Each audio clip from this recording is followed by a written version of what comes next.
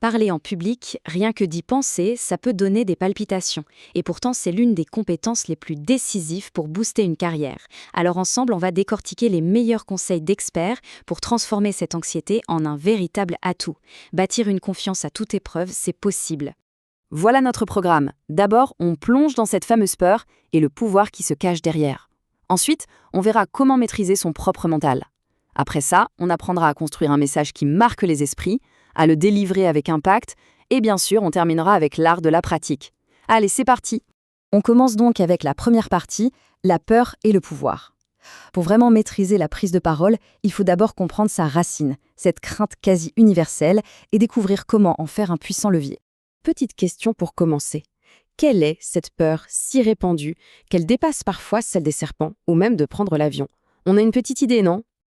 Eh oui, la prise de parole en public. Si cette idée seule donne des sueurs froides, il faut savoir que c'est une réaction on ne peut plus normale.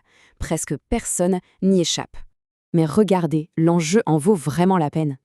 Prenez ce conseil de Warren Buffett. Il estime qu'on peut augmenter sa valeur pro de 5% juste en s'améliorant en communication. C'est un retour sur investissement direct et plutôt impressionnant. On passe à la deuxième étape qui est absolument cruciale, maîtriser son état d'esprit. Parce qu'avant de capter l'attention d'une salle, il faut d'abord se maîtriser soi-même. Le point de départ, c'est d'accepter ça. Être nerveux, c'est normal. Le cœur qui s'emballe, les mains un peu moites, ce n'est pas un signe de faiblesse. Bien au contraire, cette montée d'adrénaline rend plus alerte, plus vif, prêt à donner le meilleur de soi-même. En fait, c'est un simple changement de perspective.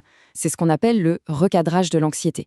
Ce qu'on perçoit comme de la peur, c'est en réalité de l'énergie brute, l'adrénaline qui monte, une vigilance au top. Le corps se met en condition pour performer. Tout est dans la tête. Bon, alors comment on fait concrètement pour canaliser tout ça? Voici une petite boîte à outils express. Respirez profondément pour se poser. Visualiser la réussite pour se programmer positivement. Détendre les épaules. Et surtout, le plus important, se focaliser sur le message et non sur la peur. Après tout, personne n'est parfait. Troisième étape. Le mental est prêt, passons maintenant au cœur du réacteur, le message. Une présentation qui marque n'est jamais une improvisation, c'est une véritable construction. Et pour ça, voilà un outil de pro, les 7 C. C'est la checklist parfaite pour un message en béton. Est-il clair, simple à comprendre? Concis, on va droit au but? Concret, avec des faits? Correct, cohérent, complet et courtois? Si toutes les cases sont cochées, le message a toutes les chances de faire mouche. Mais le vrai secret, pour que ça marche vraiment, c'est de transformer ces principes en une histoire. Le storytelling, c'est une arme surpuissante. En 5 étapes simples, on clarifie l'objectif, on pose le décor, on développe l'action, on y met des détails vivants et on conclut avec une morale, une idée forte. D'ailleurs, la structure d'un expert suit toujours cette règle d'or. Tout donner dans les 30 premières secondes pour accrocher l'attention et finir sur une conclusion marquante, inoubliable. Le début et la fin, c'est ce dont les gens se souviennent. Il ne faut jamais les bâcler. Quatrième partie, délivrer avec impact. Le message est prêt, il est bien structuré, maintenant il faut le faire vivre. Parce que le comment on dit les choses est au moins aussi important que le quoi. Cette phrase dit tout. Le non-verbal, c'est la majorité du message qui passe. Le corps parle en permanence et il faut absolument s'assurer qu'il dit la même chose que les mots qui sortent de la bouche.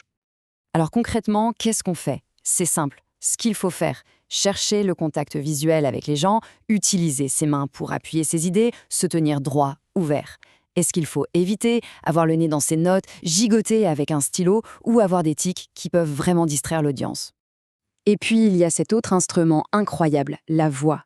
Pour bien s'en servir, il faut varier le rythme, jouer avec les intonations, s'assurer que tout le monde entend bien et surtout, utiliser les silences. Un silence bien placé peut avoir plus d'impact qu'un long discours. Et le conseil en or, on travaille avec un plan, jamais un texte lu mot à mot pour que ça reste vivant et naturel. On arrive à la dernière ligne droite, la clé de voûte de tout cet édifice, l'art de la pratique. Parce que c'est bien beau la théorie, mais c'est une pratique réfléchie qui amène le vrai progrès. Mais attention, il y a pratique et pratique. Les erreurs classiques, apprendre par cœur ou répéter devant son miroir. On devient souvent son pire juge. Ce qui marche vraiment, travailler à partir d'un plan simple, s'enregistrer pour s'écouter de manière objective, et le must, répéter devant un ami bienveillant pour avoir un vrai retour. Et pour que la pratique soit un peu plus fun, voilà quelques exercices. Un peu étrange, mais terriblement efficace. Pour mieux articuler, on met un stylo entre les dents et on lit un texte à voix haute. Pour la confiance, on s'entraîne devant ses peluches. C'est un public qui ne juge jamais. Et pour être plus concis, on essaye de résumer un article en 60 secondes chrono. Et voilà, le parcours est complet. De la gestion du stress à la construction du message jusqu'à la livraison finale, on le voit bien, parler en public, ce n'est pas un don du ciel. C'est une compétence, une technique qui s'apprend, se travaille et se perfectionne. Le plan de match d'un expert est là, à portée de main. Alors, la vraie question n'est plus comment faire, mais plutôt pour dire quoi. Quelle est la première idée qui mérite vraiment d'être partagée avec le monde ?